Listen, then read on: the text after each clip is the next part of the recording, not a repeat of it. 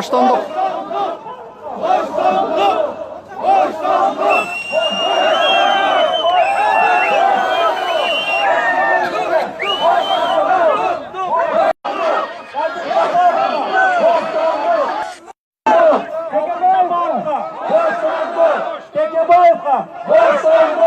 Жапаровқа бостандық! Жапаровқа бостандық! Текебаевқа бостандық! Бостандық! Бостандық! Жапаровқа бостандық! Текебаевқа бостандық! Жапаровқа бостандық! Текебаевқа бостандық! Текебаевқа бостандық! Жапаровқа бостандық! Жапаровқа бостандық! Текебаевқа бостандық! Жапаровқа бостандық! Текебаевқа бостандық!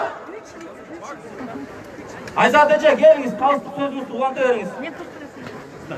Саламатсыздар, құрметті мекемдестерім. Мен бізген шаарынан болам, атайымның жұмысын қалдырып, ошу әділетті сот үшін келдім.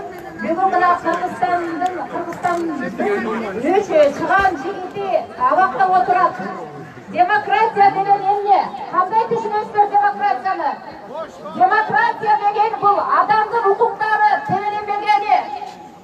Демократия деген бұл сөз эркиндиги.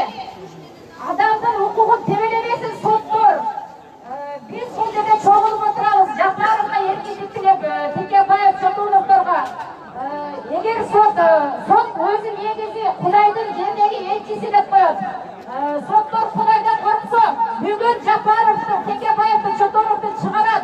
Эл талап кылабыз, чыгармайынча биз кетпейбиз бул жерден.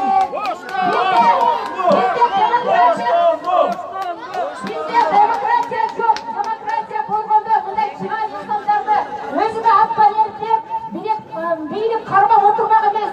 Atambayev oturguzu deydi. Atambayev oturguzsa emne üçün hazır bu bizim жаңы президентimiz çıkarmaydı. İstegende 2 yıl oldu. Bu men uşu prezident